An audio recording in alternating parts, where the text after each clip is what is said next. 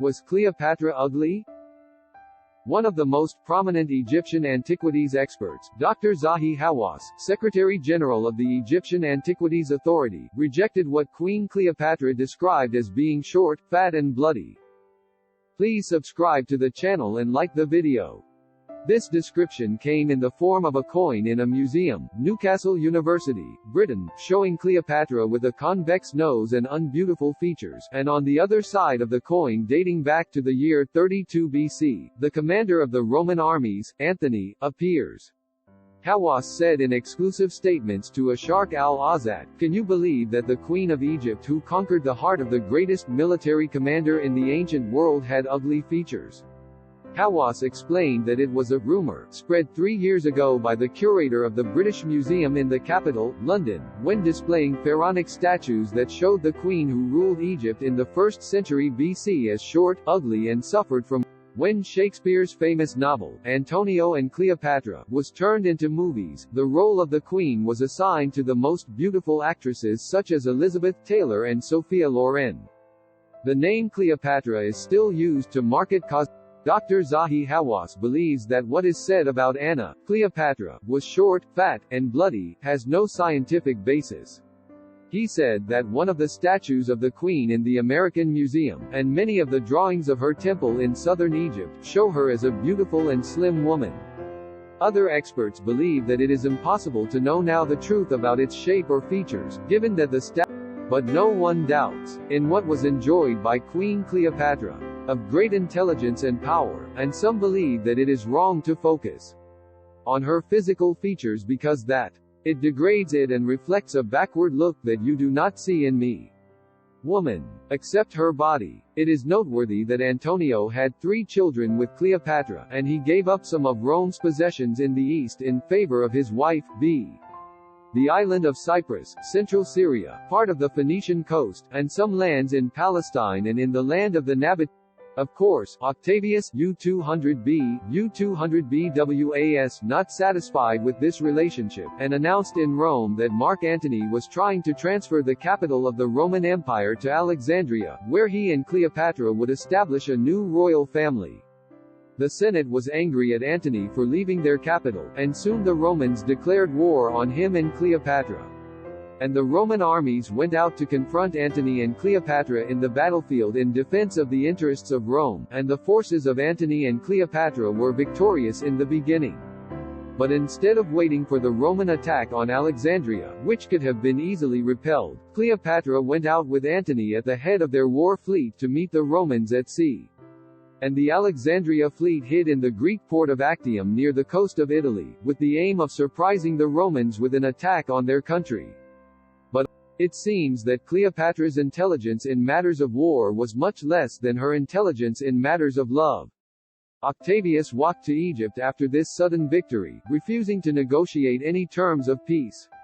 Antonio could not bear the tragedy of defeat in front of his Roman rival, so he killed himself with his sword, and his soldiers carried him to Cleopatra's palace while he was bleeding the last of his blood, while she was hiding inside a tomb that he built for herself, and with her all the treasures of her family, and he believed that the queen had preceded him to her death. When the Romans learned of her plan, they seized the treasures in the royal palaces, and left the queen imprisoned in her tomb. And Cleopatra realized that her only way to waste the opportunity to humiliate her on Octavius is to commit suicide as well. So she used a poisonous snake to sting her, and she ended her life when she was 39.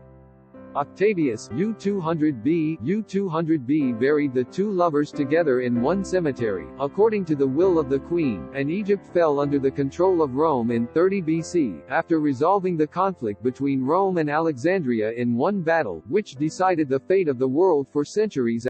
There is no comparison at all between what the early historians wrote about Cleopatra's beauty and the proportions of beauty in her statues and her images on coins. While the Roman historian Dio Cassius says, her beauty is irresistible, and the historian Plutarch praises her good speeches, personality, and tyrannical femininity, he reveals 11 statues in the British Museum 3 years ago. that Cleopatra was a bloody face and a short stature, so that the length does not exceed 1.52 meters, as depicted by the obese body, and was in dire need of a dentist to straighten the rows of her front teeth. "Oh my God, I can't believe my eyes, she's fat, and I didn't believe that Cleopatra had nothing to do with beauty to this extent," said an old woman at the show, which was specially held for journalists yesterday.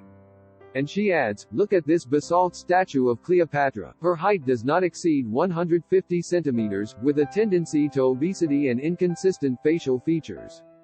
Hawass, an expert in Greco-Roman antiquities, explained that the hypothesis that Cleopatra was bloody is unfounded, and pointed to the inscriptions on the Dendera temple in Cana, including an inscription representing Cleopatra breastfeeding her son Caesarion, whom she gave birth to from Julius Caesar, showing her beauty and its attractiveness.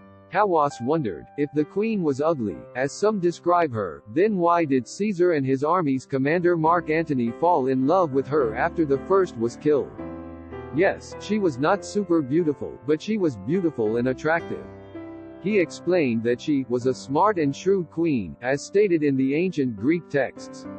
Hawass says, the aesthetic standards are variable and different with the change and development of societies. Experts in ancient Egyptian antiquities told Asharq al-Azat, the palace of Cleopatra's statues does not reveal her height or fatness. Looking, for example, at the statues of King Thutmose III, the owner of the great conquests, and the length of each statue is not less than 60 meters, while in fact the length of this king is the great one did not exceed 150 centimeters. They add that the features of Cleopatra's face were soft and charming that could not be resisted, and her nose with sharp intersections could not be found in many queens of the ancient world, noting that the charm of a person is not in the features of his face, and it is enough that the two greatest Roman leaders, Julius Caesar and Mark Antony, fell in love with her. And they married her one after the other. 3 years ago, the British Museum displayed a group of statues that provided a glimpse into Cleopatra's life and her reign, as well as her relations with Julius Caesar and Mark Antony, the two great Roman leaders. The museum displayed hundreds of Cleopatra statues, flower pots, jewelry, marble artifacts, paintings, and many handicrafts, some of which were displayed for the first time.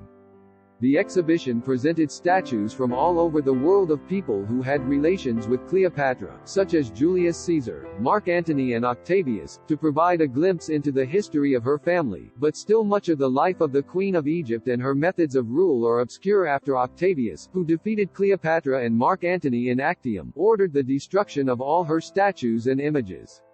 But a rich Alexandria resident managed to save some of them.